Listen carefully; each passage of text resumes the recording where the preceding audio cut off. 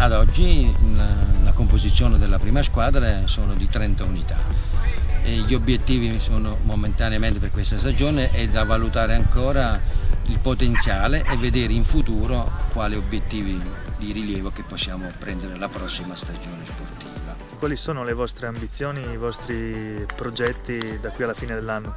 Beh, migliorare rispetto all'anno scorso, riuscire a ricompattare bene la squadra per poter migliorarci, appunto. Ci sono stati alcuni innesti di giocatori nuovi e quindi adesso ricompattiamo bene il gruppo, andiamo avanti.